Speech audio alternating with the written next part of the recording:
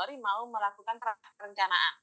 Maka kita lihat yang pertama kita bikin ini untuk Pareto nomor, nama obat, kemudian harganya berapa, kemudian penjualannya selama tahun yang lalu, setahun yang lalu. Kita tulis berapa tablet. Kemudian kita kalikan antara harga setiap obat dengan jumlah kebutuhan atau jumlah penjualan setiap obat. Sehingga inilah yang kita sebut sebagai nilai pemakaian. Ya. Kemudian kita hitung dalam persentase. Hitung persentase nilai pemakaian dari masing-masing item obat terhadap nilai pemakaian semua obat dapat dipresentasikan nilai. Jadi masing-masing sudah ada nilai pemakaian toh. Terus misalnya kita punya 100 item ya. Nilai pemakaian obat pertama sampai obat ke-100 itu kita total. Kemudian kita gunakan totalnya ini sebagai pembagi untuk menghitung persentase. Jadi misalnya nilai pemakaiannya 10, persentase totalnya misalnya ada 100 obat guys. Maka persentasenya adalah 10 per 100 kali 100, maka dia 10%. Ya, jadi didapat nih persentase nilai pemakaian. Kemudian urutkan obat berdasarkan persentase nilai pemakaian. Jadi persentase nilai pemakaiannya itu diurutkan mulai dari yang tertinggi sampai yang terendah. Sampai 80 itu adalah milik A. 80 bawah sampai 20, 30 atau 20 itu milik C. Yang terakhir adalah 20, 30 sampai 10% sampai 0 itu adalah milik B yang pertama. Jadi habis A antara 80 ke bawah itu miliknya B. Ya, atau 30. Jadi dari 80 kemudian 10% sampai 15%-nya itu milik B. Sisanya itu adalah milik C. Ya, jadi klasifikasinya di situ. Kalau ngawang gini memang agak sulit ya. Coba kalian lihat YouTube. Saya lihat kemarin di YouTube itu beberapa betul. Ya. Oke. Yang kedua adalah metode Venn. Metode Venn ini berdasarkan derajat kepentingan obat. Ada vital, esensial, non-esensial. Nah, metode Venn ini paling sering dilakukan di rumah sakit. Kenapa? Karena ada obat vital. Obat vital itu apa? Obat vital itu obat yang lasting. Obat ini penting untuk kelangsungan hidup manusia, menyelamatkan hidup manusia. Pengobatan penyakit yang kalau tidak dikasih obatnya, pasiennya akan meninggal. Ya, itu vital. Kemudian juga masuk vaksin-vaksin ya, pelayanan kesehatan utama atau dasar itu vaksin, itu bisa masuk ke dalam vital. Makanya apotek nggak menggunakan ini. Jadi kalau kita breakdown, di apotek itu nggak ada yang vital. Semuanya masuk esensial. Ya, kalau esensial itu tidak vital, tapi dia sering diresepkan dan pada banyak kasus di daerah tempat apotek kita berada itu dicari sama pasien. Itu yang esensial. Ya. Itu yang esensial ini dia penting. Kalau dia pasiennya sakit tidak minum esensial tidak akan menyebabkan kematian, tapi kualitas hidupnya akan turun. Nggak nyaman pasiennya. Ya. Oke, kemudian itu yang esensial. Kemudian yang non-esensial itu yang tidak penting. Obat tidak penting itu maksudnya apa? Ini adalah perbekalan kefarmasian yang hanya sebagai pelengkap saja. Baik dalam pengobatan maupun dalam tindakan. Supaya pengobatan atau tindakannya itu bisa menghasilkan outcome yang lebih baik. Ya, misalnya kalau non-esensial itu apa ya? Minyak kayu putih, nah non-esensial itu ya. Jadi kalau tidak diberikan pun nggak akan menurunkan kualitas hidup pasien, ya. Kalau yang vital kalau tidak diberikan maka dapat menyebabkan kematian sama pasien, ya. Tapi kalau esensial nggak menyebabkan kematian, tapi kualitas hidupnya akan turun, ya.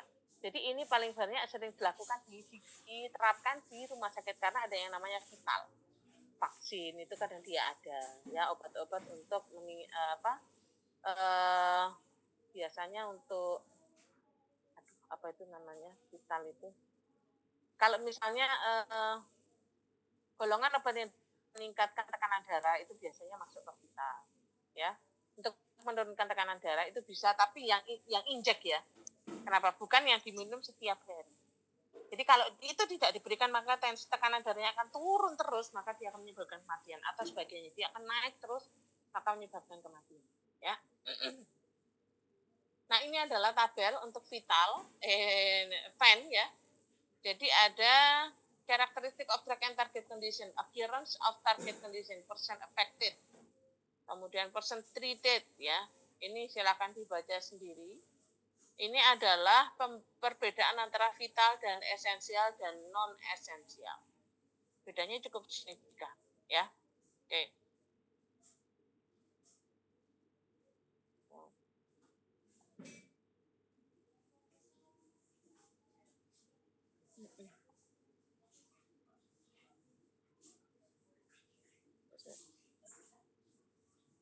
Nah, yang ketiga, ya. Yang ketiga adalah metode EOQ, Economic Order Quantity. Sebelum masuk ke EOQ, hati-hati kalau FEN sama ABC itu digabung, ya. Dulu pernah keluar UKAI, soal UKAI, metode FEN sama ABC itu dibagi. Jadi nanti tabelnya jadi vital A, vital B, vital C, kemudian yang selanjutnya adalah esensial A, esensial B, esensial C. Yang terakhir adalah non-esensial, esensial B, dan non-esensial C. Nah, kalau kalian ditanya nih, jadi masing-masing kategori itu ada biaya yang diperlukan. Ternyata modalmu nggak cukup. Ya. Maka yang kita buat dulu atau tidak kita order terlebih dahulu adalah yang non-esensial C. Dia sudah non-esensial, kategorinya juga C. Nah, kemudian yang kedua, modalnya masih kurang, Bu. Oke, maka kita harus potong lagi. Kalau saya potong yang non-esensial B. Dia non-esensial dan dia masuk ke kategori B.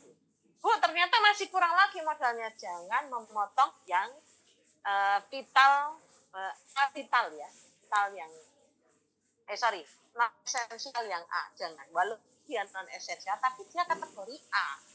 Artinya dia memiliki kontribusi yang cukup besar terhadap penghasilan dari apotek tersebut. Jadi kalau yang A, entah itu vital A, terus esensial A, non esensial A, sama, ya, orderlah itu. Bu, kiranya uangnya masih nggak cukup, apalagi yang di cancel? Yang di cancel kalau saya, yang di cancel ada yang esensial C. Walaupun dia esensial, tapi dia telah C. Jadi seperti itu pola berpikir. Ya, yang tidak boleh di cancel itu adalah yang golongan A. Ya, entah itu vital, entah itu non esensial, entah itu non esensial. Oke, sekarang kita masuk ke economic order quantity. Tetapkan jumlah order dengan mempertimbangkan biaya order dan biaya penyimpanan sehingga dapat menentukan kuantitas order agar biaya minimum. Ini merupakan metode paling tua. Ya, ini bisa dilaksanakan setiap tahun. Tujuannya adalah cuma satu, meminimalkan biaya penyimpanan dan biaya pemesanan. Ya. Meminimalkan biaya pemesanan dan biaya penyimpanan. Ya, jadi tujuannya hanya itu. Menerapkan jumlah order. Jadi kita mau order berapa jumlahnya dengan pertimbangan apa? Biaya order atau biaya pemesanan dan biaya penyimpanan. Sehingga kita dapat menentukan jumlah kuantitas order supaya dua biaya ini minimum. Kalau terlalu kecil, biaya pemesanan tinggi. Kalau terlalu besar, biaya penyimpanan tinggi. Maka kita mencari kuantitas ordernya itu seberapa sih, supaya kedua biaya ini bisa diminimalkan.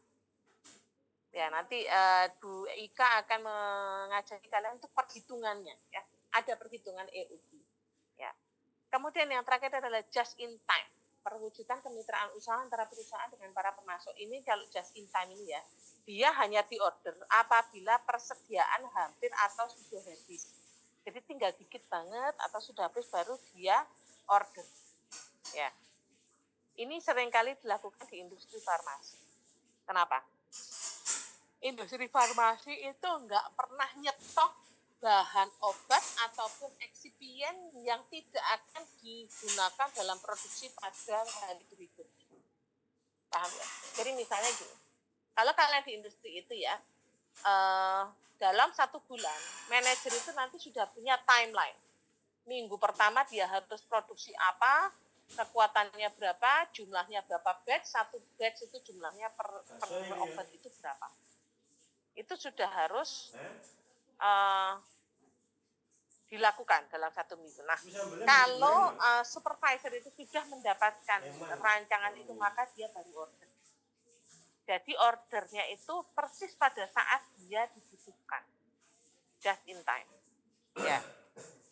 Jadi kalau ini paling sering di industri farma. Kalau apotek itu sebisa mungkin jangan nunggu obatnya habis baru order. Tapi obatnya tinggal sedikit kita sudah order. Ya, nah kalau untuk just in time ini stok pengamanannya dia harus akurat ya, harus tepat ya. Kalau lopot sedikit ya jangan-jangan kosong nanti ya.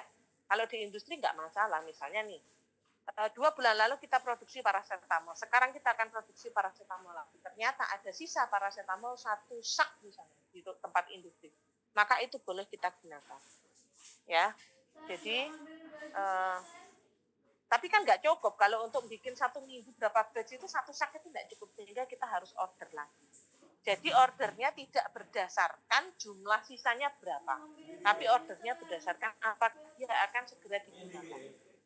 Ya, bedanya antara APD, PEN, metode EUKI, dan JASMITA. Oke, sampai sini ada pertanyaan?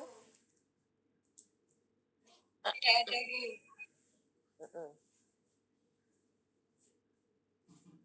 Oke, kita next ya. Oke lagi. Pembelian ya. Tadi ada pengadaan, perencanaan dan pengadaan. Sekarang kita pembelian. Kriteria yang menjadi pertimbangan apotek atas barang yang dipesan adalah 1, jumlah dan jenis yang disesuaikan dengan kebutuhan pasien, kondisi keuangan kita, dan kategori arus barang. Kategori arus barang itu dia masuk slow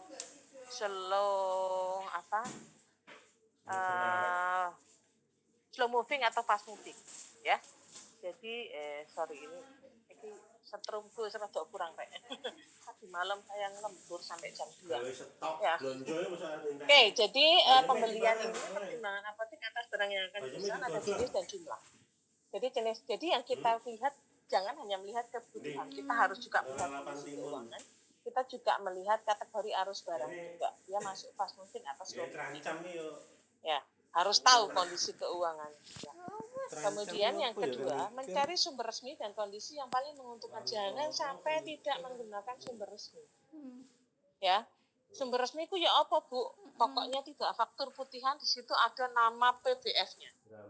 Kemudian pemilihan PBF ini juga jangan sampai salah. Ini contohnya faktur ya, tak tunjukin faktur. Nah, ini adalah faktur yang kita bisa pertanggungjawabkan. Ini merupakan sumber resmi. PTN Sepal, Putra Mega Trading ini adalah PBF. Salah satu PBF besar yang ada di Jember. Jadi ada nama PBF, ada jalannya, ada NPWP-nya, ya. Kalau ini NPWP PBF, kalau ini NPWP-nya PSA-nya biasanya apoteker penanggung jawab PBF-nya. Ini NPWP PT-nya, ya.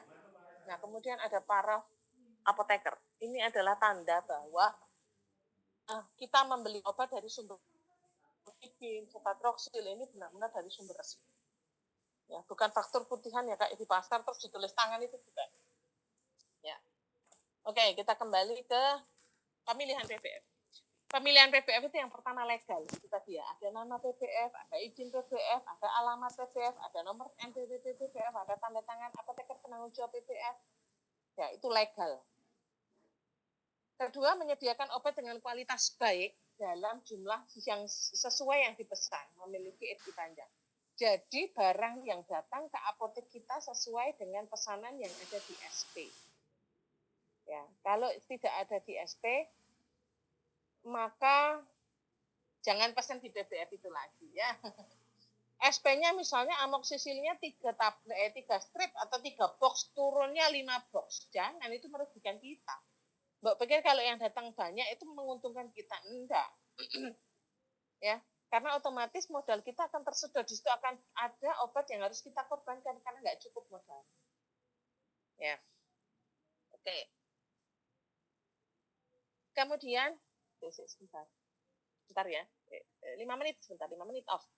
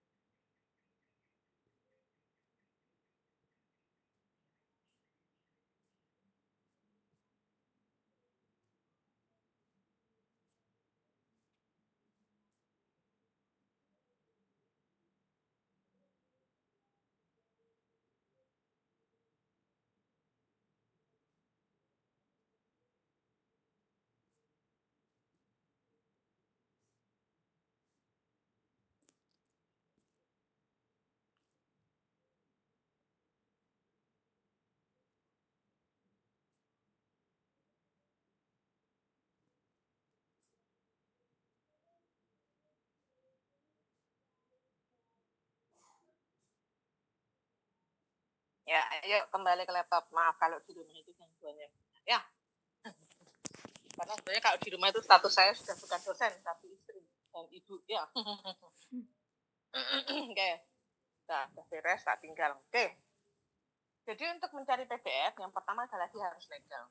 Taunya legal gimana? Ada namanya, ada izinnya, ada nomor NPWP seperti tadi yang saya tunjukkan ya, gambarnya tadi ya. Jadi, tak tunjukin. Mana teh? Nggak ada. Nah, ada namanya, PTN Sopal ini namanya. Kemudian izin PPF-nya ada. Izin PPF nomor sekian, alamatnya di mana jelas. Nomor NPWP-nya jelas, tanda tangan apoteker penanggung jawab PPF-nya juga ada. Ya, nanti kalian juga akan PKP di PPF. Nanti juga ada materi dari praktisi PPF ya. Oke, jadi manfaatkan semuanya semaksimal mungkin. Oke. Kemudian PPF itu dapat menyediakan obat dengan kualitas yang baik dalam jumlah yang dipesan, memiliki expired yang panjang. Dalam kualitas yang baik gimana Mas? Ya, kotaknya datang kemasan sekunder walaupun hanya kemasan sekunder tapi dia harus bagus. Jangan sampai kemasan sekundernya kayak peok. Bagus. Kalau sudah peok-peok gitu berarti dia tidak bisa menjaga kualitas obat, dilempar-lempar obatnya itu ya. Kemudian dalam jumlah yang sesuai dengan yang dipesan. Kalau di SP kita pesannya 3 box, datangnya 5 box, jangan diterima. Bu, butuh ibu ya diterima, tapi habis itu jangan lagi order di PPF itu, karena berarti dia nakal. Karena kadang sales itu ya, itu ditarget dalam 1 bulan dia harus merilis berapa box. Kemudian memiliki expired yang panjang. Misalnya datangnya sekarang, expirednya November 2024, ya jangan mau. Rugi kalian ya. Expired obat itu paling lama, paling cepat itu 1 tahun. Itu adalah obat-obat yang dia udah mengalami degradasi atau sifatnya hipodoskopis itu biasanya setahun. Tapi kalau selain itu obatnya nggak ada masalah stabilitas bisa 2-3 tahun. Ya, kemudian lanjutnya pelayanan memuaskan. Gimana pelayanan memuaskan itu? Frekuensi kunjungannya sering. Enggak? Itu salesnya. Jadi kalau kita di apotek itu ya tak ceritain ini ya. Caranya order itu adalah kalau di apotek kita obat itu mau habis, kita tulis di buku defekta. Udah ya. Misalnya paracetamol tinggal 1 box, Bu. Oke, order. Kita order di buku defekta, misalnya kita order 5 box misalnya ya, atau 3 box juga ya. Kita order tulis di buku defekta paracetamol 500 mg 3 box. Nanti kita tuh nunggu sales datang. Jadi sales datang, kemudian dia, Mbak, ada yang mau diorder? Oh iya Mas, dibuka buku defekta, maka kita buat SP. Misalnya salesnya sales PBF A. PBF itu jadi satu PBF itu enggak megang seluruh obat itu enggak. Dia memegang obat-obat tertentu. Ya, apalagi kalau itu apa? Distributor apa istilah? Distributor utama gitu ya. Jadi distributor utama dari satu industri farmasi, ya. Jadi kalau dia distributor utama bukan subdistributor, maka dia langsung mengambilnya industri farmasi. Kalau subdistributor itu bisa dapat dari distributor yang lebih besar. Ya. Oke, jadi kita tunggu salesnya datang. Begitu salesnya datang, kita bikin SP. SP itu kita serahkan ke sales.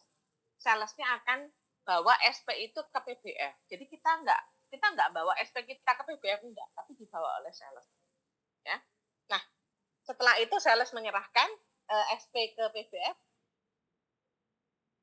kemudian dikeluarkanlah obatnya ya dengan fakturnya. Nah, kalau misalnya salesnya itu datangnya sebulan sekali, kira-kira pilih ya kita nggak akan order di PPF itu. Apalagi kalau obat-obat yang kita order atau kita cari itu termasuk kategori A. Jadi kalau kategori A itu kan setiap minggu kita order. Seminggu sekali kita order. Ya. Jadi kalau tergantung frekuensi kunjung. Kalau sales itu seminggu sekali, seminggu 2 kali pasti datang ke apotek kita, ya udah beli aja. Ya, order ke dia. Buat makan. Kedua adalah lead time. Lead time itu mulai buat dari makan. kita membuat SP sampai obat itu datang ke kita. Ya. Buat buka. Nah, 2 hal ini sekarang sudah diatasi dengan adanya order melalui aplikasi. Ensepal itu punya aplikasi yang disebut Emos. Ya. Udah saya tunjukin belum ya kemarin Emos? Udah belum? Aplikasi online untuk order obat? Belum? Saya lupa soalnya kelasnya akeh. Saya juga ngajar matrikulasi. Udah belum? Kalau udah nggak tak tunjukin. Kalau belum tak tunjukin.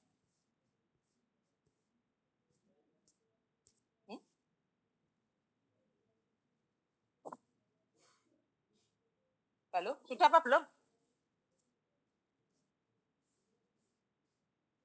Lupa. Ya, tak tunjukin ya.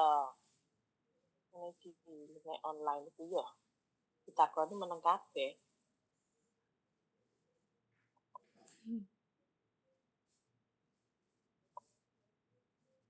Emos. Oh.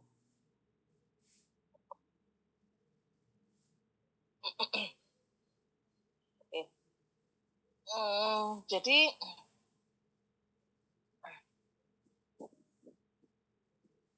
gini ya, Rek. Saya itu sebetulnya pengen kalian itu nanti apoteker itu ready ya. Tapi kalau kalian, saya bukannya mau dihargai, mau tidak ya, cuman saya berharap apa yang saya sampaikan itu kalian tangkap, terus nanti pada saat kalian ketemu dengan reseptor, kalian ketemu dengan apoteker di luar, itu kalian tuh nggak ngeblank gitu ya. Terus nanti kalau ditanya tak bingung, karena gini, kalau saya itu ya aku ki mbokmu dhewe, ngono ya. Jadi kalau kalian bersikap seperti itu, aku ki masih maklum gitu ya, karena ya saya ini ya kasarnya kalau di dalam rumah tangga saya ini ibumu sendiri. Jadi kalau kalian misalnya ditanya lupa Bu sudah setahun yang lalu, itu ya buat saya wes tak baleni, saya ulangi lagi, saya jelasin lagi ya. Terus kayak gini ya, kuliah Zoom terus ditanya diem, itu kalau orang luar marah ya. Tapi kalau saya kan, saya sebetulnya saya juga menyesalkan kalau kalian itu tidak bisa maksimal ya. Jadi saya pengen itu setiap generasi, setiap angkatan itu kualitasnya itu makin bagus ya. Karena apa ya? Karena dunia itu tidak semakin mudah untuk dijalani. Itu dunia itu semakin sulit. Kalau kalian nggak jadi orang-orang yang tangguh, kalian merotol nanti di dunia itu nggak kira kuat kamu menghadapi tantangan. Ya, kayak ya pekerjaan itu biasalah. Kalau menurut saya beban pekerjaan itu memang juga jadi beban, tapi kalau saya tidak menganggap itu sebagai beban, tapi itu diberi tanggung jawab yang masih dipercayakan kepada saya. Nah, jadi saya berharap nanti kalau PKP itu kalian maksimal, saya itu sedih rasanya kalau ada perseptor itu, aduh anak-anak ini ya Bu, ditanya ini enggak bisa, ditanya itu enggak bisa. Terus kalau sudah saya jelaskan ada pertanyaan diem, wasif loh Bu, gitu loh. Padahal ini kan kesempatan mereka untuk bertanya sebanyak-banyak pada saat PKP. Itu banyak perseptor itu yang komplain. Saya itu sampai, aduh gimana ya untuk meningkatkan daya juang kalian gitu ya. Jadi memang saya paham generasi kalian sama generasi saya itu berbeda. Generasi saya itu bukan generasi digital, ya. Sehingga generasi saya itu, saya, Bapak Ibu dosen ini kan undi ya, usianya itu 40, 45, sekitar itu ya. Kita tuh ada pada generasi yang sama gitu. Dalam arti apa? Waktu kuliah tuh enggak ada itu, enggak ada internet, enggak ada. ChatGPT itu enggak ada. Sehingga setiap tugas, setiap praktikum apa semua itu kita tuh mati-matian, daya juangnya itu luar biasa. Karena untuk mencari pustaka itu harus datang ke perpus, buka satu-satu, dicatat. Kenapa? Sebenarnya bisa fotokopi ya, tapi kita ini mahasiswa yang ngirit, sehingga kadang-kadang kalau mau difotokopi itu eman uangnya, sehingga kita tuh nyatet di buku-buku itu. Martindale, semua buku itu sudah pernah tak buka, merek indeks Martindale. Sekarang saya tanya, kalian sudah semester setinggi ini, apakah pernah buka Martindale, apakah pernah buka merek indeks, apakah pernah buka USP? Itu perlu dipikirkan. Ya, ternyata karena kompetensi itu harus kalian dapatkan. Ya, ini kan sebetulnya saya overtime ya. Sebetulnya saya jadi kan iso ya. Aku dosen edan itu pakai PPT udah belajar sendiri ya sudah. Itu di PPT saya lengkap bisa. Tapi saya nggak mau karena saya ingin menyampaikan. Kenapa kalau saya sampaikan itu kan beda rasanya kalau kamu membaca. Ya kalau tak kasih PPT saya yakin lah yang baca itu hanya berapa gelintir. Ya, saya tahu ini puasaan, capek puasaan, iya. Makanya saya oke online. Saya pengennya tuh luring saja. Karena kalau di ruangan itu lebih fokus kalian itu lebih. Ya, jadi kalau sama orang lain jangan kayak gini ya. Jadi kalau ditanya yang jawab, cuma ditanya, saya kan nggak tanya materi ya. Saya cuma tanya sudah atau belum. Karek sudah atau belum. Misalnya tok. Tapi gak jawab. Tapi kalau itu orang lain pasti marah. Ya, jadi tolong ya. Jadi tolong dijaga nama baik kalian, instansi itu juga menjadi beban saya juga, ya. Jadi apa ya? Saya itu kadang-kadang rasanya, aduh saya ini opos aku itu salah ngajar, apa saya ini salah mendidik, gitu. Saya sampai mikir ke sana, ya. Ada juga yang sampai stres ini, apa saya ini salah dalam mendidik, apa aku itu terlalu keras, itu tuh jadi pikiran saya. Tapi saya tidak mau fokus di sana saja, karena yang harus saya pikirkan banyak, ya. Ini nanti mau ada monef akreditasi, mau ada ini, mau ada itu, jadi beban itu juga. Tapi saya berusaha untuk menganggap itu tidak sebagai beban, saya kerjakan satu. Ini saya non-stop loh, dari pagi saya terus dari ya, tidur cuma 2-3 jam. Dari pagi saya non-stop. Nah ini belum istirahat juga. Tadi sama suami di belakang tadi minta kopi, jadi tak tinggal sebentar kalian 5 menit untuk menyiapkan, karena memang kewajiban saya sebagai istri, ya. Terus ya udah, itu tak seruput pisan, karena saya butuh fokus untuk ngopeni kalian ini, ya. Oke, jadi ini adalah Emos. Jadi Emos ini ada aplikasinya. Pada saat aplikasi itu kita pesan order, ya. Jadi di aplikasi itu nanti ada obat-obatnya, nama-nama obatnya, nanti diorder sama PSA saya, ya. Diorder sama PSA saya, kemudian klik order, langsung saya akan dapat notifikasi seperti ini, ya. Saya dapat notifikasi seperti ini, kemudian saya klik nih, ya. Kemudian tadi ada apa tadi? Bentar, pakai toh. Nih, 839055. Nah, saya klik di sini. Ini ada data apotek saya. 839055. Kita masukkan kode OTP-nya. 839055. Nah, pesanan elektronik sudah terkirim dan diterima distributor. Jadi pesanan ini, ketok enggak, Rok? Tak ketok ya. Izin Bu, belum nampak Bu. Ya, bentar. Layar aja ya. Kelihatan layar.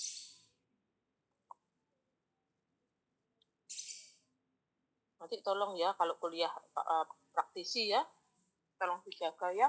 Kalau ada pertanyaan, tanya. Ya kalau ditanya, jawab. Kalian kan semester 6 ini ya. Kalian ada praktisinya, ada 6 orang loh kalian. Ada 2 gitu. Ada 2 mata kuliah yang pakai praktisi. Nah, oke, sebentar. Tak buka lagi Emos ya. Jadi ada aplikasi PSA saya order, diklik, muncul di sini saya. Saya dapat WA ini. Jadi WA-nya ke apotek. Ya, kemudian saya klik ini, maka dia masuk ke sini. Ya, masuk ke sini, ada data saya. Kode ETP-nya bila mau 839055. Nah, 839055. Kak Ica. Bentar. 839055. Ya. Nah, karena sudah selesai ordernya, ini sudah selesai. Surat pesanan elektronik sudah terkirim dan diterima distributor. Foto surat pesanan itu disimpan di aplikasi Emos. Jadi di aplikasi Emosnya itu ada history pemesanan, ya, kayak Shopee yang di Takpet itu, ya. Nah, kalau ini belum diorder, begitu saya klik kode OTP, maka muncul seperti ini.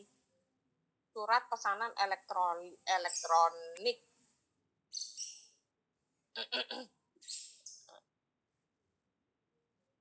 Ini saya kirim ke PSA saya untuk memastikan apakah betul order ini. Nah, oh iya Bu, betul. Begitu betul, langsung saya klik begitu. Nah, kayak gini. Ini adalah SP elektronik, Kak.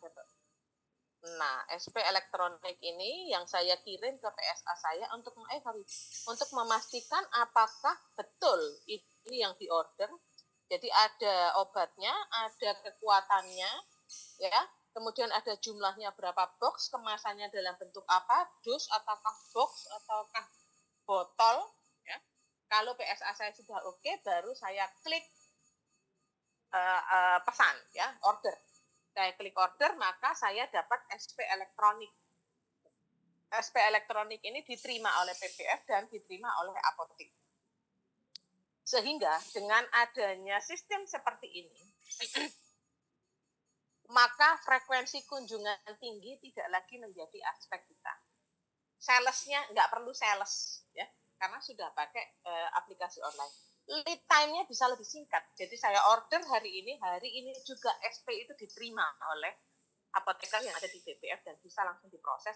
Besok barangnya bisa datang. Ya, saya biasanya kalau pakai aplikasi Emor itu saya order pagi gitu ya. Jadi kadang-kadang jam 6 pagi itu PSA saya itu sudah order ya. Jadi saya dapat Emosnya itu pagi-pagi ya. Jadi saya begitu pagi order, biasanya besok siangnya itu barang itu sudah diantar oleh ekspedisi. Ya, jadi itu adalah keunggulannya kalau kita menggunakan metode order dengan menggunakan aplikasi. Ya, jadi teknologi itu berkembang ya. Jadi saya berharap kalian nanti juga bisa memanfaatkan teknologi untuk memberikan pelayanan kesehatan. Halodoc, Halo Dokter itu sebetulnya kan sudah mulai perkembangan ya ke arah sana. Ya, kemudian mudah diretur. Kalau pilih PBF itu cari OPBF yang kalau retur itu enggak bulat mereka itu.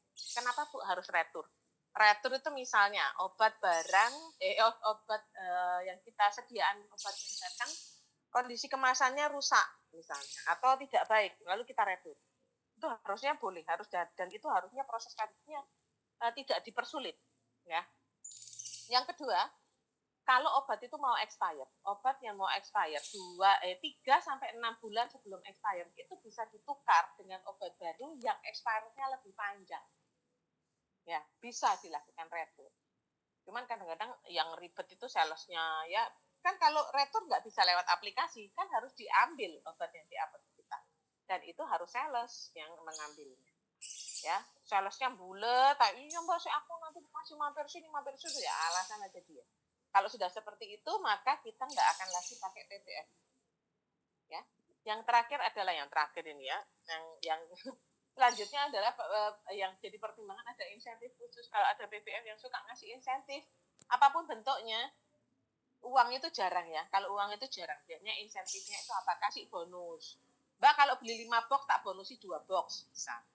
Otomatis kan kita beli 5 box kita beli 7 box dengan harga 5 box. Otomatis harga jualnya, keuntungannya bisa lebih besar. Ya. Atau misalnya Mbak nanti kalau selama 3 bulan berturut-turut ordernya di saya minimal sekian box, nanti tak pasangin itu neon box apotek. Nah, boleh ya, seperti itu. Ya, fasilitas insentif apapun yang sekiranya bisa meminimalkan biaya atau meningkatkan keuntungan kita nggak apa-apa, asalkan itu tidak menyalahi peraturan perundang. Bu, itu kalau nawar-nawarin kayak gitu bukannya gratifikasi ya? Bukan. Kalau gratifikasi itu hubungannya sama aparatur sipil negara ya. PNS, hubungannya dengan PNS itu gratifikasi. Itu apa, ya, Bu? jadi kemarin saya dari kantor pusat ada rapat mengenai gratifikasi ya. Apa ini ya? Jadi ya aku tunggu yuk saja nih ya, bahkan ada yang nanya, Bu, kalau ujian mahasiswa ujian tesis, disertasi atau skripsi itu nyiapkan makanan untuk dosen, apakah termasuk gratifikasi? Katanya iya. Oh, cuman makanan aja kok repot ya. Ya kalau S1 memang sederhana ya. S1 itu cuma 1 kotak emas. Tapi biasanya yang S2 sama S3 itu lain jor-joran ya. Saya pernah S1, saya pernah S2, saya pernah S3 ya. S1 itu ya kotak. Kayak kalian gitu ya, kue 3 macam gitu sama air mineral gitu ya. Terus kalau S2 itu naik level ya. S2 itu kuenya lumayan, masih ada tambahan nasi kotaknya ya. Jadi naik level sudah. Kadang ada buahnya juga gitu ya kalau S2 itu. S3 itu tambah muarah ya. Jadi sampai ujian terbuka dulu itu sampai prasmanan ya. Itu gratifikasi soro, saya sampai ketik-ketik. Level UNER loh ya. Kalau itu kena gratifikasi, kena kabeh gitu dosen-dosen UNER itu ya. Ya udah aja. Dan gratifikasi itu diawasi KPK. Sampai KPK nurun ngopeni kotaan mangan gitu ya. Oke, kemudian yang selanjutnya adalah harga bersaing. Ada diskon dan bonus ya. Ada diskonnya, ada bonusnya, kita ambil nggak apa-apa. Harga bersaing jangan terlalu mahal kalau biayanya PBF. Jadi gini, satu merek obat itu bisa dipegang lebih dari satu PBF. Ya, karena PBF itu ada yang distributor resmi langsung dari pabriknya, ada yang subdistributor, ada yang sub distributor. Apa bedanya Bu? Nanti tanyakan sama Pak Fahmi Ulfi ya. Beliau itu adalah expertnya PBF. Pak, apa sih bedanya distributor resmi dengan subdistributor, dengan sub-subdistributor. Biasanya, ini tak kasih bocorannya, harga di subdistributor dan sub-subdistributor itu lebih murah daripada di distributor resmi. Kenapa kok bisa gitu, Bu? Saya juga nggak tahu, karena fenomenanya sudah begitu. Jadi justru distributor resmi yang langsung ambil dari pabrik ini cenderung harganya lebih mahal dibandingkan dengan yang subdistributor atau yang sub-subdistributor. Ya, nanti kalian boleh tanyakan sama Pak Mahfud. Ya, kenapa itu bisa terjadi? Ya, nanti terakhir kalau nggak salah Pak Mahfud itu beliau itu apoteker PBF. Mulai dari lulus apoteker sampai sekarang beliau pegang PBF. Posisinya sudah lumayan. Baksonya di mana itu yang belinya? Kasih tombok goreng tuh. Mampu ada goreng nih. Ya. Kemudian jangka waktu pembayarannya longgar, kalau bisa 1 bulan jatuh temponya. Ya, jangan yang jarang datang minggu depan harus lunah nunggak, wah ketat sekali. Ya, kita kan harus nunggu barangnya terjual sehingga modalnya itu akan mutar. Ya. Oke, ini adalah tuh gak gelem berubah. Celuk liya. Selanjutnya, nah ini adalah yang tadi. Ini adalah faktur resmi ya. Saya kasih contoh faktur resmi. Kemudian cara pembayaran itu bisa cash keras tunai atau cash on delivery (COD). Biasanya narkotik psikotropik itu tidak boleh dikredit, harus lunas COD. Ya, langsung lunas pada saat itu. Kemudian yang kedua cash lunak. Yang kedua sama yang ketiga itu nyicil semua ya. Cuman yang kedua itu cash lunak, pembayarannya dalam jangka waktu 1 hari sampai 2 minggu. Pisangnya dimakan setelah barang datang. Jadi maksimal 2 minggu itu cash lunak. Untuk kredit itu jangka panjang bisa 1 bulan. Ya, biasanya untuk apotek-apotek baru ini tidak ada pilihan, hanya dilayani yang tunai atau cash on delivery. Pembayarannya dilakukan secara tunai. Nah, nanti setelah 1 kali order, 2 kali order, 1 kali order tunai, 2 kali order tunai, 3 kali order tunai, order yang keempat baru boleh cash lunak atau kredit. Ya. Untuk apa tujuannya? Untuk membangun kepercayaan antara PBF dengan apotek. Jadi kalau 3 kali kita order cash terus, itu memberikan kepastian kepada PBF bahwa apotek ini mampu untuk membayar orderan. Sehingga nanti yang keempat dikasih kredit. Ya. Jadi seperti itu untuk membangun kepercayaan dengan PBF. Ya. Kemudian tahap pengadaan. Kita masuk pengadaan, ada persiapan, ada pemesanan. Ya. Persiapan selama pelayanan dapat diketahui barang yang habis. Jadi kalau habis kita harus cek di gudang. Jadi misalnya gini, apotek itu ada etalase atau gudang. Pada saat di etalase habis, kita harus ke gudang. Kita cek dulu apakah di gudang habis. Kalau di gudang masih ada, maka dari barang gudang kita keluarkan dulu. Kemudian barang dicatat di buku Depekta. Tinggal 1 box di gudang kosong. Ya, baru kita catat di Depekta. Tadi yang seperti saya bilang. Kemudian pemesanan dilakukan berdasarkan kebutuhan apotek ya dari buku Defekta yang saya tadi bilang. Buku yang memuat daftar obat yang sudah hampir habis atau sudah habis. Kalau sudah habis jangan ya. Lebih baik yang sudah hampir habis berarti masih ada safety stoknya. Ya. Isinya apa? Ada nama barangnya, jumlah persediaan yang ada, kemudian kekuatannya juga harus ditulis ya. Boleh ditulis distributornya apa. Ya. Jadi nggak ada ketentuan Defekta itu harus apa isinya kan nggak ada. Ya. Ya biasanya sih tanggal, nama obat, sisa stoknya berapa, terus nanti kita mau order berapa, jumlahnya bagaimana dengan apa, adanya apotek yang itu, Bu? Oke, kemudian pemesanan, surat pemesanan, terus SP. Manajemennya bagaimana, Bu? Masuk ke SP. Surat pesanan ditandatangani oleh apoteker, ya. Pemesanan ditandatangani oleh apoteker.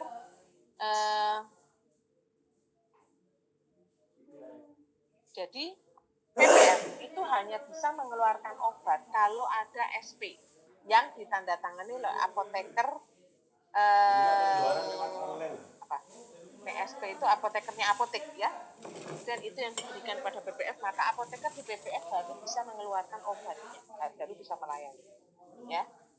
Kemudian barang pesanan datang dengan faktur rangkap 3. 1 untuk PBF, 1 lembar untuk penagihan, 1 lembar untuk apotek. Nah, pada saat kredit ya, berarti 1 lembar yang diberikan pada apotek itu belum lembar resminya. Yang 1 lembar untuk penagihan itu adalah lembar resminya. Ya. Nanti lembar resminya baru diberikan pada kita yang warna putih biasanya. itu baru diberikan kepada kita kalau kita sudah melunasi. Ya. Apotek mendapat tembusan, faktur asli diserahkan pada faktur asli diserahkan saat pelunasan.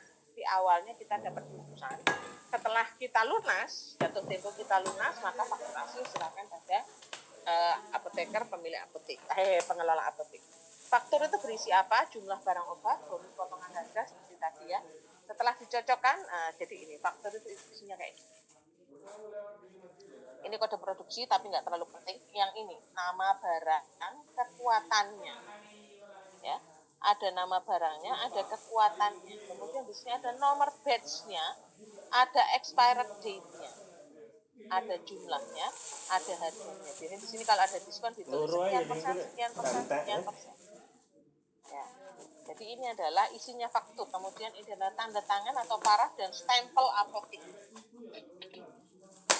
Jadi ada jumlah barangnya, jenis barangnya, kekuatan barangnya, kemudian nomor batch, kemudian expired date, terus jumlahnya, ya, kemudian harganya berapa. Oke, ini adalah contoh dari faktur, isinya faktur. Nah, setelah dicocokkan, apoteker atau TCK menandatangani faktur dan memberi cap. Jadi dicocokkan apanya? Jumlahnya. Jadi misalnya yang datang 5 item. Oke, 5 item oke. Masing-masing item jumlahnya ada berapa? Dipastikan antara faktur dengan kondisi fisiknya itu sama persis. Ya. Hati-hati dengan obat-obat yang memiliki kekuatan beda. Misalnya apa? Captopril ada 2 kekuatan yang berbeda. Ya, hati-hati. Jangan sampai salah. Misalnya ini tadi amlodipin. Amlodipin besilat ada yang 10 mg, ada yang 5 mg. Cefixim ada yang 100 mg, ada yang 200 mg. Ya, itu kemasannya sama ya. Kalau Cefixim sama-sama warnanya nggak berbeda. Nah, pada saat barang itu datang, kita benar-benar lihat ini amlodipin berapa. Oh, 10 mg, ada berapa? 2 box. Oke, 2 box disingkirkan. Ini amlodipin berapa? 100 mg. Oke, ada berapa? 2 box. Oke. Nah, yang pertama itu yang kita cek, kondisi fisik. Kedua, kita cek nomor batch-nya. Apakah nomor batch barang yang datang sesuai dengan nomor batch yang ada di faktur. Harus sesuai ya. Kenapa? Berbahayanya misalnya nomor batch-nya A, yang di barangnya A, di fakturmu B, nggak cocok. Alah Bu, nggak apa-apa Bu, wong sama-sama amlodipin 10 mg kok repot ya. Yang penting kan obatnya sama, khasiatnya sama, wait aja. Kalau misalnya yang di faktur itu B, yang datang A, kalian tidak retur, kalau misalnya terjadi penyalahgunaan terhadap obat amlodipin ya, misalnya pada penyalahgunaan obat amlodipin dengan nomor batch B, itu di PBF tercatat batch B itu ada di apotek kalian. Jadi kalian bisa dituduh sebagai tempat pelayanan kesehatan yang melayani obat tanpa pengawasan sehingga terjadi penyalahgunaan obat. Hati-hati, saya tidak menakut-nakuti, tapi ini adalah realita. Ya, sudah kalian terjun ke lapangan kerja itu ya, hadap-hadapannya adalah sama hukum. Ya, karena kita tenaga kesehatan itu dibatasi oleh hukum. Kalau sampai kita melanggar hukum, maka kita hadap-hadapannya dengan peraturan perundang. Ya, makanya saya bilang dunia itu tidak semakin baik. Ya, tapi kalau kalian semakin tangguh, kalian akan bisa mengalahkan dunia apapun yang menunggu kalian di depan. Ya, oke. Ini adalah contohnya faktur. Ya, iki lek tak jelas namanya kan koyo gak ngerti apa karepe butiwi dikotai iki apa, oh ki nomor batch kok ono tanggal, iki tanggal apa, ndak tak jelas kan kalian ndak paham. Ya, makanya saya jelasin. Jika tidak cocok barang dikembalikan. Selama ini kalau kemahannya apotek-apotek itu yang dicocokkan hanya nama barang, jumlahnya sama kekuatannya saja. Nomor batch sama expired date nggak pernah dicek jarang. Alasannya apa? Rame, apoteknya lagi rame, yang penting kan obatnya sama sesuai jumlahnya jenis. Ya, kita harus tertib administrasi. Ya, oke, ini adalah pemesanan. Kemudian ini surat pesanan obat. Jadi SP obat antara obat keras, obat bebas, obat terbatas, dan suplemen obat dibandingkan dengan obat prekursor, dibandingkan dengan psikotropik, dibandingkan dengan narkotik itu SP-nya berbeda. Ya, kalau obat keras, obat bebas terbatas dan suplemen itu dia adalah SP reguler. SP reguler itu artinya apa? Dalam satu SP itu bisa mengandung berbagai macam jenis obat.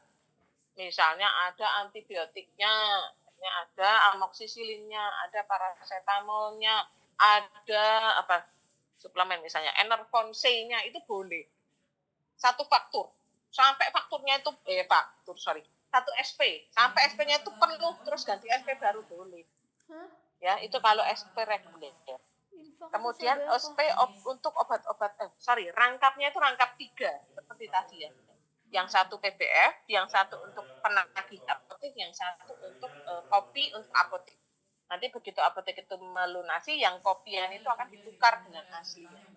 Ya, fakturnya akan ditukar dengan yang asli.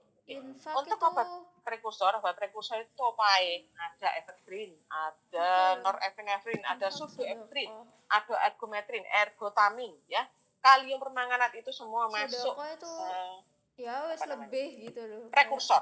Ya. Kalau infak itu nah, kayak prekursor ini juga dalam satu SP itu tidak boleh campur dengan obat bebas lain, obat bebas terbatas nggak boleh campur dengan ya, kayak satu SP itu khusus untuk order prekursor, tapi boleh lebih dari satu.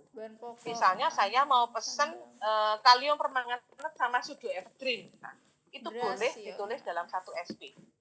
Itu adalah prekursor. Ya, ini pernah keluar UKAI. Ya. Kemudian yang kedua adalah SP, rangkapnya rangkap berapa? Sama dengan reguler, rangkap 3. Ya, sama dengan reguler. Kemudian, tapi fakturnya beda ya. Prekursor ini fakturnya beda dengan faktur reguler. Bentuknya kayak apa, Bu? Kalau untuk reguler itu umum SP-nya, tapi kalau untuk prekursor itu biasanya SP-nya, format SP-nya dari PBF. Jadi kita sudah mendapat format SP untuk pemesanan prekursor dari PBF yang bersangkutan. Ya.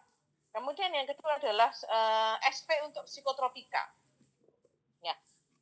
SP untuk narkotik sama psikotropik itu hanya bisa kita beli di Kimia Farma. Ya, jadi hanya Kimia Farma yang boleh menjual SP narkotik dan psikotropik. Ya. SP psikotropik itu 3 rangkap ya, sama. Satu PBF, 2 apotik. Ya. Nah, psikotropik juga gitu. Dalam satu SP bisa berisi lebih dari 1 macam psikotropika. Tapi nggak boleh ditandem sama narkotik. Jadi ada narkotiknya, ada psikotropiknya nggak boleh. Atau ada psikotropiknya, ada prekursornya, itu nggak boleh. Dia harus benar-benar satu SP boleh lebih dari 1 item, tapi semuanya masuk psikotropik. Nah, yang beda ini SP narkotik. SP narkotik itu rangkapnya ada 4. Ya. Yang pertama untuk PBS, yang kedua BPOM, yang ketiga Dinkes, yang keempat apotik. Kalau dibayar dengan kredit biasanya rangkapnya 5. Ya. Jadi nanti yang 2 untuk apotik, yang 1 masih kopinya sebelum lunas, yang 1 kalau sudah lunas aslinya diberikan. Nah, untuk SP narkotik 1 rangkapnya berbeda.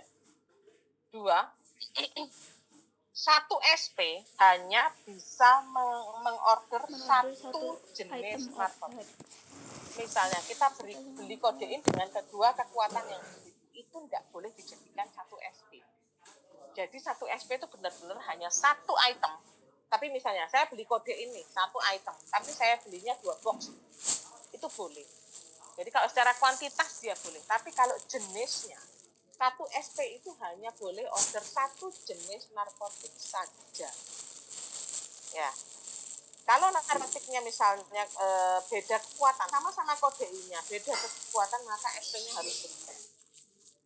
Ya, nggak boleh di SP yang sama. Alah, Bu, sama-sama kodeinnya loh, Bu. Yang satu sekian miligram, kenapa nggak boleh? Memang aturannya seperti itu. Keluarkan 2. Yang satu kodein dengan kekuatan A, yang satu kodein dengan kekuatan D. Ya, jadi ini kalau kita bicara tentang surat pesanan. Kemudian kita berbicara tentang penyimpanan. Ya, obat harus disimpan dalam wadah plastik. Ya, saya tekankan yang penting-penting ya. Kita tidak boleh membuka kemasan primer. Ya. Jadi dia harus dalam wadah asli pabrik. Kenapa? Kalau kita sudah kita preteli itu ya, tabletnya kita preteli ya, kita lepas dari, kita copot dari, atau kita buka kemasan primernya, stripnya kita copot, maka BUD-nya jalan. BUD ya, beyond use date. Beyond use date-nya itu akan mulai jalan, sehingga expirednya nggak bisa selama yang tertera dalam kemasan, makin pendek expirednya. Jadi kalau saya di apotek saya itu saya minta rak-rak obat itu raknya agak besar sehingga tidak saya keluarkan dari dosnya yang tablet-tablet ya. Jadi sak dose itu tak deleh ning dhuwure rak. Kenapa? Karena pikiran saya adalah dos ya, kemasan sekunder untuk sediaan tablet itu sudah dipilih dan sudah dilakukan penelitian bahwa dengan kemasan sekunder itu maka sediaan itu akan aman.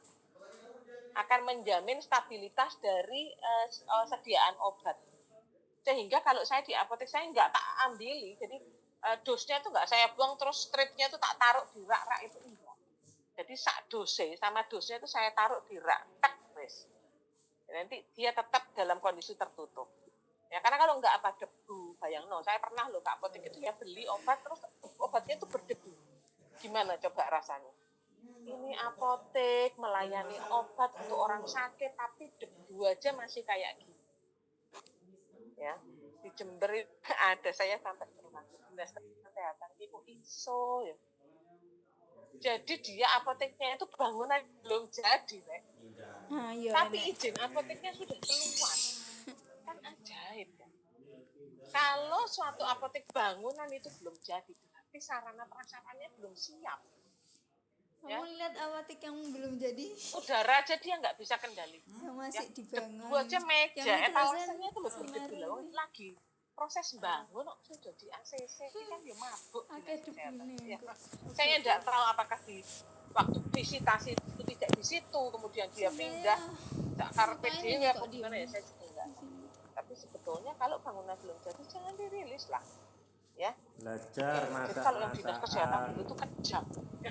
Dulu pernah ada apotek itu sudah jadi ya, sudah kelihatan bleger.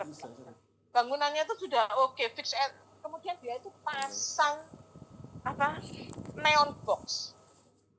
Apotek itu izinnya belum keluar, pasang neon box langsung di Senennya dinas kesehatan. Kamu belum dapat izin, kenapa neon box itu sudah pasang? Akan neon boxnya itu dibebet sama kain, tutup kain. Jadi dinas kesehatan yang dulu tuh jauh lebih kejam ya, bukan kejam tapi tegas. Beliau itu sangat tegas dulu ya. Tapi cuman kadang ya ini mentalnya ya. Jadi dia itu kalau sudah nggak cocok sama satu orang gitu, aduh sudah ambil hatinya tuh sulit gitu ya. Sehingga apotek itu sampai akhirnya nggak jadi buka karena dia bermasalah dengan dinas kesehatan. Ya, jadi kalian nanti kalau pegang apotek baik-baiklah sama orang dinas kesehatan. Enggak, tetapnya enggak tahu. Jalin hubungan yang baik, nggak usah nyokok-nyokok, nggak usah, tapi jalin hubungan yang baik dengan dinas kesehatan. Oke, kemudian dilakukan dengan memperhatikan, wadah harus memuat nomor batch dan tanggal kadaluarsa. Ya, biasanya kalau kotaknya itu masih ada, maka masih aman untuk nomor batch dan kadaluarsanya. Kemudian perhatikan bentuk sediaan dan kelas terapi obat serta disusun secara alfabetik. Jadi sebetulnya kalau pembagian lemari di apotek itu sebetulnya pembagiannya satu, berdasarkan bentuk sediaan obat. Oke, yang sirup-sirup dipisahkan. Kalau kalian lihat apotek yang rapi itu kalian lihat, oh ini sirup-sirup dipisahkan. Oh ini tablet-tablet dipisahkan. Oh ini minyak-minyak kayu putih dipisahkan. Oh ini salep-salep tetes mata dipisahkan. Itu adalah bentuk sediaan obat yang pertama. Ini semua diterapkan ya, diterapkan semua. Setelah dipisahkan berdasarkan bentuk sediaan, masing-masing bentuk sediaan itu dibagi berdasarkan kelas terapinya. Misalnya, sirup nih. Oh, sirup antipiretik dikumpulkan jadi satu. Terus sirup flu atau batuk pilek dijadikan satu. Sirup misalnya anti diare dijadikan satu. Ya, itu berdasarkan kelas terapinya. Setelah berdasarkan bentuk sediaan, kelas terapi kemudian kita susun alfabetik. Nah, jadi tiga-tiganya ini diterapkan. Ya, misalnya tablet nih, dalam etalase ya, ada tablet kan dijadikan satu rak nih, karena berdasarkan bentuk sediaannya dia dipisah dari situ. Nah, kemudian saya bagi berdasarkan kelas terapi. Bagian rak paling atas itu anti hipertensi. Rak kedua itu antibiotik. Rak ketiga anti diabetes. Itu berdasarkan kelas terapi. Nah, rak yang pertama tadi anti hipertensi, maka saya susun dari yang sebelah kiri itu alfabet A. Amlodipin itu di bagian kiri. Setelah sebelahnya misalnya bisoprolol, nah B. Ya. Terus sebelah mana kaptopril, padahal KP anti hipertensi KP. Ya. Jadi penerapannya seperti itu untuk dia. Ya. Kemudian perhatikan obat Lassa. Lassa itu apa? Lassa itu look alike, L itu look, A alike, SA itu sound alike. Look alike, sound alike. Obat-obat Lassa ini jangan ditaruh berdekatan. Kayak tadi ya. Amlodipin 5 mg sama 10 mg. Itu jangan diletakkan berdekatan.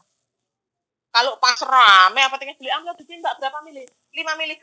Langsung dicoba set. Ini mbak langsung dijual. Ternyata yang dijualkan amlodipin 10 mg. Apa gak langsung drop tensi nih ya? Berbahaya. Berarti gimana Bu caranya? Dikasih penanda yang jelas.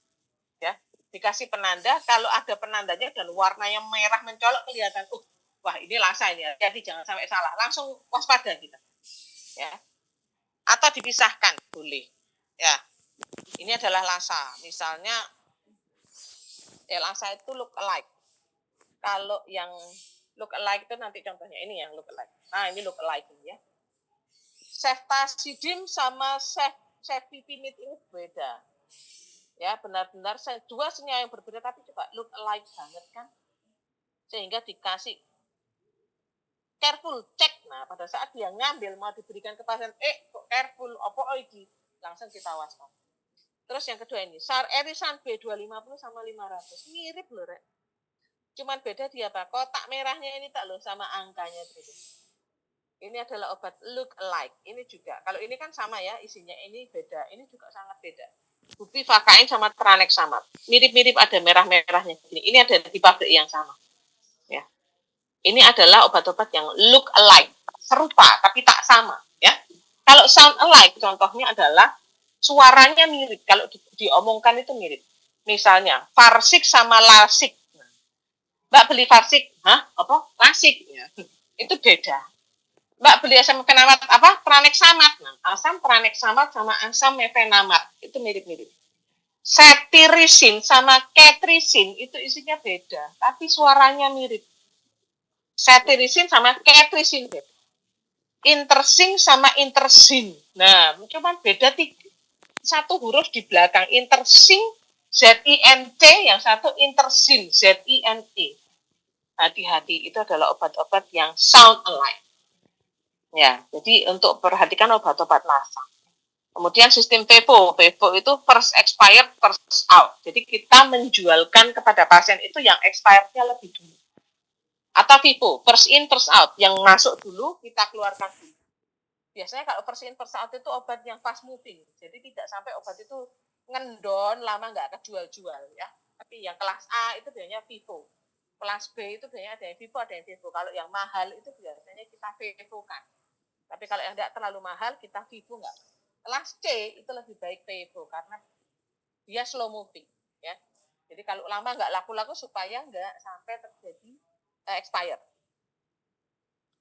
Oke, penyimpanan obat yang merupakan produk rantai dingin atau cold chain. Ini nanti cold chain harus diperhatikan. Nanti kalian tanya kepada Pak Fahmi Ulki ya, itu distributor untuk proses distribusi cold chain. Misalnya vaksin. Vaksin itu merupakan distribusinya cold chain.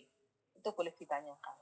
Kadang-kadang ada suhu dingin, ada suhu sejuk, ada suhu kamar, itu kalian harus tahu apa bedanya.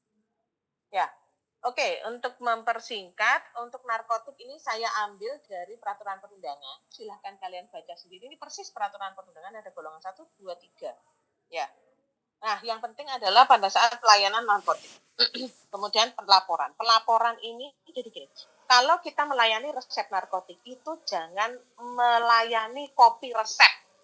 Jadi misalnya ada pasien datang bawa kopi resep, ada narkotiknya. Narkotik itu enggak boleh dilayani. Jadi kalau kita melayani resep narkotik, harus resep asli kalau narkotik. Terus kalaupun resep asli itu enggak boleh diiter, tidak boleh di. Misalnya nih ya, si pasien, kita harus kasih pengertian ya sama pasien. Kadang pasien enggak tahu. dibikinnya semua obat itu bisa diambil separuh, terus separuhnya minggu depan, nggak bisa. Kalau narkotik nggak bisa. Misalnya dia datang, resepnya ada narkotik. Nah, biasa kita kan melayani ya, kita hitung dulu, Bu, ini kalau resepnya ditebus penuh, harganya sekian. Gimana, mau penuh atau separuh? Separuh dulu aja ya Mbak, kalian jangan langsung melayani. Kalian harus menjelaskan, Ibu, ini bisa diambil separuh, tapi nanti saya kasih kopi resep, tapi kopi resep ini ada salah satu komponennya adalah obat narkotika. Ya, bukan narkotika yang dibuat dugem itu, Bu, dikasih tahu.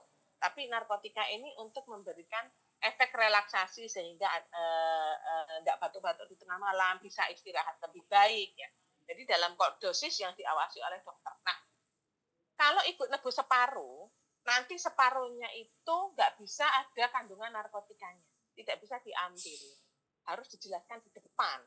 Nanti kalau enggak dia ngamuk-ngamuk sama apotek tempat dia akan nebus separuhnya yang pakai kopi resep itu tadi. Ya, jadi tidak boleh. Walaupun dokternya itu enggak paham, ono tulisannya iter ya, tetap tidak boleh dilayani. Ya, tapi pasien dapat meminta kopi resep, tapi kopi resepnya nggak bisa ditebus lagi. Ya, itu yang pertama. Yang kedua, ini pengalaman saya ya. Hati-hati dengan melayani narkotik yang tidak dari kota yang sama. Misalnya nih, ada pasien datang, bawa resepnya Malang, Surabaya, pokoknya Jogja, Jakarta, waduh tambah jangan. Ya, kalau resepnya masih Jember, Bondowoso, oke lah ya, terima saja enggak apa-apa. Tapi kalau sudah luar kotanya terlalu jauh, akan lebih baik tidak. Ya, karena kita tidak tahu apakah benar dokter itu ada, kita kan nggak tahu. Ya, karena itu di luar kota. Oke. Kemudian yang penting lagi dari narkotik psikotropik adalah pelaporannya, Rek. Pelaporannya itu setiap maksimal tapi iki teori ya. Mungkin ini kalau di apoteknya ada narkotik mungkin berlaku ya. Jadi paling lambat tanggal 10 pada bulan berikutnya. Jadi laporan bulan Februari, laporan narkotik psikotropik bulan Februari harus sudah dilaporkan di tanggal 10 bulan Maret. Laporannya di mana, Bu? Melalui Sipnap. Kemarin sudah tak bukain Sipnap belum? Belum. Berapa belum? Belum, Bu. Sipnap. Tak buka Sipnap ya. Supaya kamu tahu Sipnap itu apa sih? Aplikasi apa sih itu? Sipnap. Jadi ada gunanya saya ini disuruh ngajar karena saya ini juga tahu aturan-aturan di apotek, pelaporan seperti apa, saya juga punya akunnya, sehingga saya gak cuma ngomong teori tok, tak tunjukkan sama kalian bentuknya seperti ini. Loh, kok poteh, Rek? Wah, Sipnapnya buka puasa nih.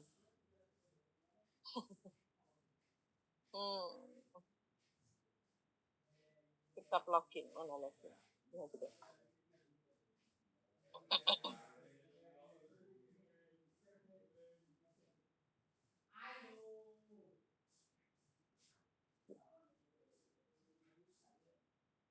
Lemot teman. Ayo, cepetan.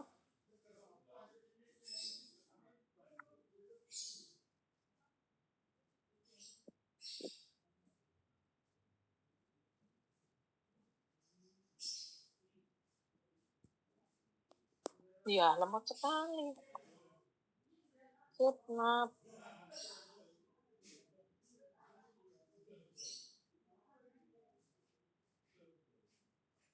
Internet saya masih penuh.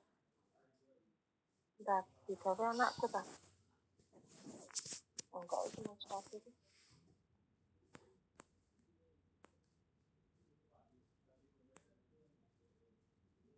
Wah, kok ini Sipnap? Ya, sambil nunggu Sipnap ya, kita lanjut ke berikutnya, karena waktu kita juga mepet.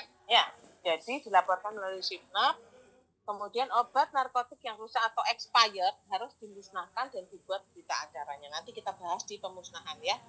Oke, bagaimana cara memusnahkan narkotik psikotropik? Belum kebuka kan? Ya ampun. Amat. Ya, kok ini yang tak buka? Ya, oke. Kita lanjut ya. Untuk psikotropik bisa kalian pelajari sendiri. Ini dari peraturan perundangan saya ambil persis untuk narkotik untuk psikotropika ya.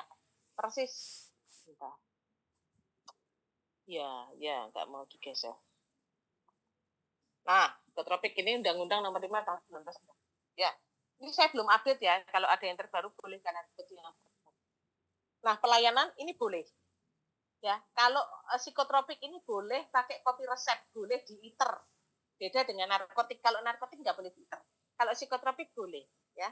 Harus dicatat buku register, kemudian salinan resepnya dilayani. Kemudian resep-resep narkotik psikotropik itu enggak, itu harus dipisahkan, ya. Resep-resep narkotik psikotropik harus dipisahkan dari non narkotik psikotropik dan harus disimpan. Tidak boleh langsung dibuang selama 5 tahun. Nanti setelah 5 tahun baru dimusnahkan. Pemusnahannya harus tidak bisa terbaca. Resep itu bersifat pribadi untuk masing-masing pasien, sehingga kita harus menjaga kerahasiaan itu. Kadang dulu pernah di apotek saya itu mau resep 5 tahun banyak waktu itu ya. Terus PSA saya, Mbak, lumayan itu dikilokan. Yo, jangan ya, nggak boleh Pak, saya bilang. Terus gimana? Ada solusinya. Yang pertama bisa dibakar, tapi dibakarnya di kayak insinerator ya, supaya tidak terjadi polusi, atau kalian rendam. Jadi direndam sama air. Direndam air nanti kan hancur tuh kertasnya, ya udah diremet-remet gitu dibuang. Bisa. Ya. Oke. Pengelolaan prekursor dan obat yang sedang salah digunakan. Ya, bedanya prekursor. Prekursor itu apa tadi? Pseudoephedrine, ephedrine, norepinephrine, fenilpropanolamin itu masuk prekursor ya. Prekursor itu apa sih? Zat atau bahan pemula atau bahan kimia yang digunakan sebagai bahan baku atau penolong untuk keperluan proses produksi narkotik. Jadi dia itu bahan produk keluhan atau produk jadi yang mengandung senyawa prekursor. Jadi prekursor itu cikal bakalnya narkotik. Dengan satu proses tertentu, dengan dicampur satu senyawa tertentu, dia langsung jadi narkotik. SP-nya dipisah, tadi sudah saya jawab ya. Obat mengandung prekursor harus 4 aman. Kemudian ini adalah contoh prekursor narkotik. Jadi senyawa-senyawa ini dengan satu proses lagi, maka dia menjadi narkotika. Kemudian OOT. OOT itu apa? Obat-obat tertentu yang sering disalahgunakan. Jadi obat-obat OOT ini contohnya apa tadi? Belum ya? Tramadol, dextrometorphan. Dextrometorphan itu sering sekali disalahgunakan. Ini obat batuk itu. Ya, Comix itu dulu sering disalahgunakan karena ada dextrometorphan. Sekarang penjualannya dibatasi, sangat dibatasi. Kemudian trihexylphenidil, ya, itu juga. Kloropromasin masuk OOT. Amitriptilin haloperidol itu masuk. Bedanya apa sama narkotik psikotropik? Nah, OOT ini obat-obat yang kalau digunakan di atas dosis terapinya dapat menyebabkan kamar ya. atau perubahan gas pada aktivitas lintas yang berikut. Bedanya sama narkotik psikotropik apa? Narkotik psikotropik itu dalam dosis terapi aja sudah bisa, kalau digunakan dalam jangka waktu yang cukup lama, bisa menyebabkan ketergantungan. Kalau OOT nggak bisa. Jadi kalau kamu mengkonsumsi tramadol, dextrometorphan, amitriptilin, kloropromasin pada dosis terapinya, itu tidak akan menyebabkan ketergantungan. Obat-obat OOT itu hanya akan menyebabkan ketergantungan kalau dikonsumsi di atas dosis terapi, overdosis. Ya, secara prinsip semua pengelolaannya sama dengan prekursor, tidak ada SD khusus. Ya, ini adalah OOT. Kemudian pengelolaan dan pemusnahan obat-obat rusak, pencatatan dan pelaporan. Nah, pelaporan itu kalau pencatatan kalian baca sendiri proses pengadaan, semuanya itu dicatat. Dokumentasi ya, pada semua proses pengelolaan sediaan farmasi itu harus ada pencatatan ya. Misalnya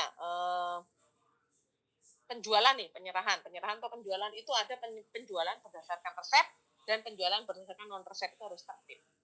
Kemudian laporan itu ada laporan internal, ada laporan eksternal. Laporan internal itu untuk keperluan manajemen apotek kita. Misalnya apa? Laporan keuangan setiap tahun, tutup tahun, neraca lajur, neraca rugi laba, itu laporan keuangan kita untuk internal kita. Kemudian laporan stock of name, ya, sisa stoknya berapa, terus kemarin bulan Januari itu terjual berapa, itu adalah untuk kepentingan kita pribadi. Kalau laporan eksternal itu ada laporan narkotik psikotropik yang belum bisa tak buka signalnya. Kemudian pelaporan pajak, ya, laporan pajak itu setiap tahun sekali loh ya. Jadi apoteker PSA-nya datang ke dinas pajak untuk pembayaran pajak. Ya. Kemudian yang terakhir adalah dalam kasus khusus penggunaan obat itu bisa minta pelaporannya. Contohnya pada waktu COVID waktu Delta. Apotek itu banyak yang kehabisan obat-obat tertentu yang digunakan untuk terapi COVID. Akhirnya Dinas Kesehatan Jakarta Pusat memberikan edaran bahwa setiap apotek harus setiap 1 minggu sekali melaporkan pengeluaran obat-obat yang terkait dengan terapi COVID. Itu ada daftarnya, obat-obat apa saja. Jadi setiap minggu itu kita laporan. Ya, tujuannya apa? Supaya Dinas Kesehatan itu bisa memantau penyebaran obat-obat yang digunakan untuk terapi COVID. Ya. Jangan sampai di satu daerah banyak, satu daerah lain tidak ada belas. Ya, berarti itu tidak merata. Kasihan pasien. Ya. Oke, kemudian pengelolaan untuk menghindari obat ED, silakan dibaca sendiri ya. Obat rusak atau ED itu merupakan kerugian apotek. Itu perlu ditanamkan pada pikiran kita. Jadi harus benar-benar perhatikan obat expired. Sebisa mungkin kamu meminimalisir obat expired. Ya. Kemudian pemusnahan. Pemusnahan obat ini berdasarkan peraturan BPOM, nggak ada Kemenkesnya, tapi Perka BPOM, Peraturan Kepala BPOM nomor 24 tahun 2021 tentang pemusnahan obat untuk narkotik psikotropik dan obat non-narkotik psikotropik. Dan di situ ada contoh berita acara pemusnahan obat. Untuk obat-obat narkotik dan psikotropik harus disaksikan oleh minimal Dinas Kesehatan Kabupaten atau Kota. Jadi saksinya 2 orang, Dinas Kesehatan, pihak dari Dinas Kesehatan Kabupaten atau Kota, dan apoteker pengelola apotek. Dibuat rangkap 4, dikirim ke kementerian, yang satu Kementerian Kesehatan, Kemenkes RI, yang kedua ke Badan POM, yang ketiga Dinas Provinsi, yang terakhir untuk apotek. Itu untuk narkotik psikotropik. Seketat itu. Ya. Kemudian untuk pelaporan atau pemusnahan non-narkotik psikotropik, saksinya nggak perlu dari Dinas Kesehatan, cukup apoteker dan TTK. Dibuat rangkap 4, itu untuk Dinas Kesehatan Kabupaten atau Kota, Dinas Kesehatan Provinsi, kemudian Lokapom, kemudian arsip apotek. Ya. Jadi pemusnahannya itu bedanya antara narkotik psikotropik dan non-narkotik psikotropik. Ya, silahkan dibaca sendiri, itu saya jelaskan, yang saya tekankan di poin-poin. Ya. Kemudian ini adalah berita acaranya, pengelolaan resep harus disimpan. Resep yang harus dilayani sebagian diberikan salinan resep. Resep untuk narkotik psikotropik harus dipisah dengan resep-resep non-narkotik psikotropik. Dibendel setiap bulan, diurutkan. Diurutkan apa? Tanggalnya. Ya. Kemudian resep yang telah disimpan 5 tahun dapat dimusnahkan, dilakukan pemusnahannya cukup dilakukan oleh apoteker dan petugas lain. Cara dibakar atau yang lain yang intinya nggak bisa terbaca. Dibuktikan dengan berita acara pemusnahan resep. Jadi itu untuk pengelolaan sediaan farmasi. Ini tambahan bacaan. Nah, untuk tugas kalian, nanti tugas akhirnya adalah membuat bisnis plan atau apa namanya, studi kelayakan obat, studi kelayakan, ya studi kelayakan apotek, studi kelayakan apotek kalian bikin. Jadi intinya begini, saya sedikit ingin membahas tentang studi kelayakan apotek. Apa sih studi kelayakan apotek itu? Kita buka slide-nya, cuma 7 slide aja, enggak banyak ya. Lecture. Kalian buka puasa jam berapa?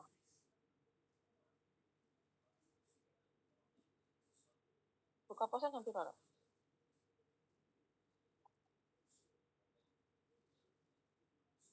Masih belum kan? 17.36. Berapa?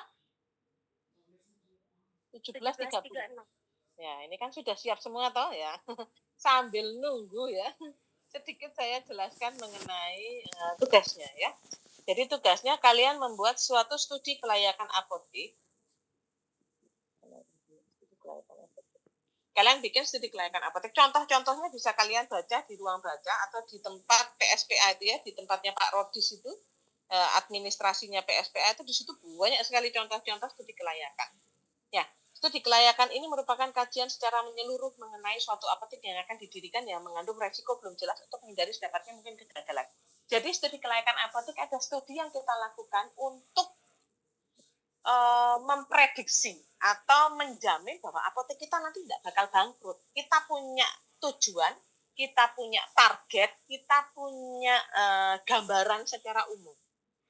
Kalau misalnya tahun pertama nggak nyampe target, kita harus melakukan evaluasi. Apa yang salah ya? Apa yang masih belum bisa dilaksanakan sesuai dengan rencana, kita perbaiki.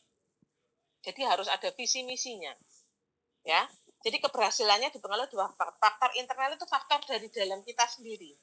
Manajemen apoteknya, pengelolaan SDM-nya, sumber dayanya, SDM ya, kualitas pelayanan yang diberikan, sarana prasarananya, produk yang kita siapkan, itu kita sendiri yang bisa mengendalikan. Oh, manajemennya bagus, kualitas pelayanan, pasien datang, selamat datang, apakah ada yang bisa kami bantu setelah selesai? Terima kasih, semoga lekas sembuh, misalnya kayak ngono ya, kualitas pelayanan. Senyum, sapa, salam, senyum, pokoknya isi lah kayak ngono ya, SDM.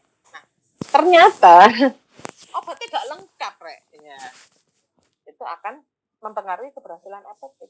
Kemudian faktor eksternal itu faktor yang tidak bisa kita kendalikan. Faktor dari luar, ya, kepadatan penduduk. Saya pertama kali mendirikan di sini, Bu. Rame, Bu, ini, Bu, daerahnya, Bu. Ternyata setelah 2-3 tahun ternyata terjadi di perumahan itu kayak itu tiba-tiba kayak Lapindo itu ya. Ada bencana alam di situ langsung pindah semua orang jadi sepi. Itu adalah faktor eksternal yang bisa kita kendali. Ya.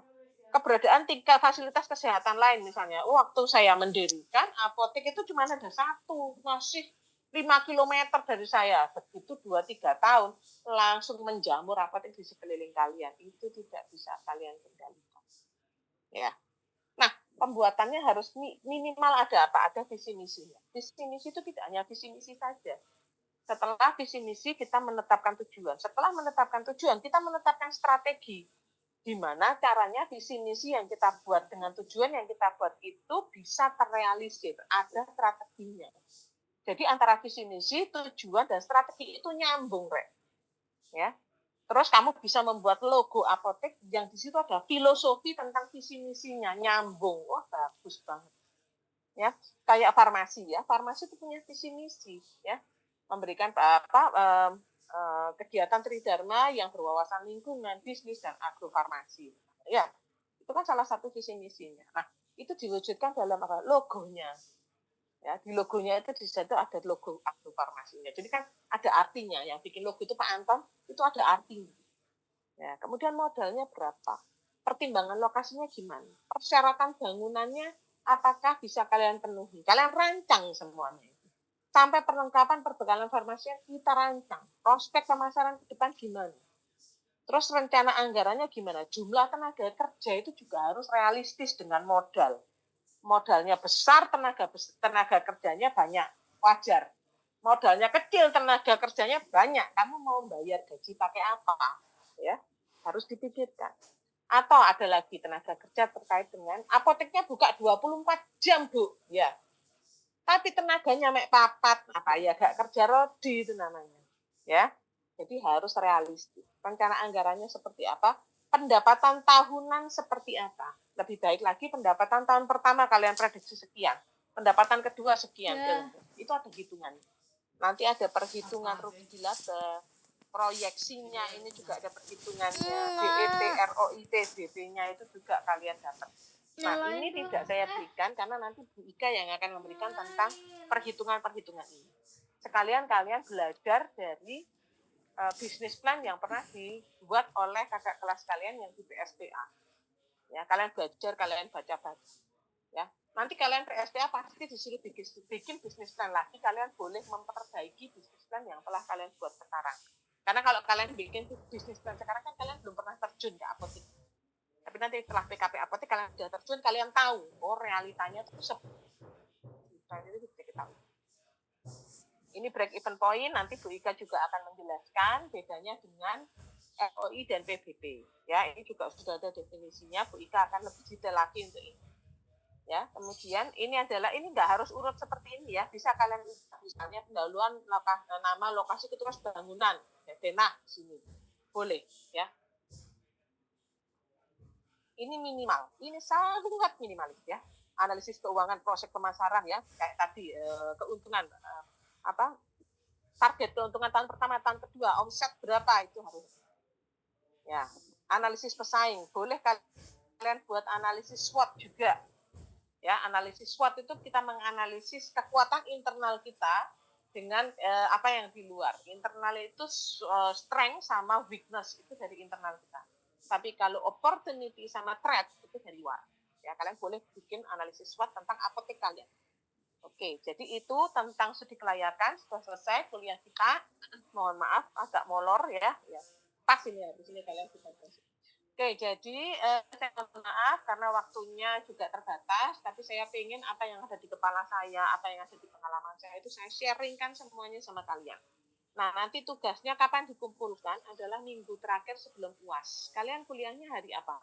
Rabu. Hari Rabu.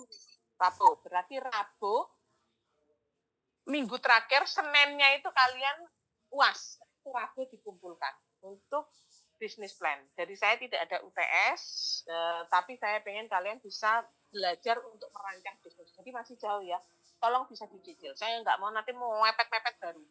Ya, akhirnya kelihatan kok. Kalian kalau merancang bisnis plan mepet sama perencanaannya dengan baik itu beda hasil. Jadi nanti nilai saya jadi dari bisnis plan-nya. Oke, sampai sini ada pertanyaan? Oke, kalau tidak ada. Kenapa? Gimana? Tidak ada, Bu, maksudnya. Oke, ya wes. Kalau tidak ada pertanyaan, saya akhiri kuliah kita sore hari ini. Aku tak tidur wes teler. Ya. Oke, terima kasih semuanya. Semoga semua sehat-sehat. Selamat berbuka puasa. Yuk, selamat sore ya.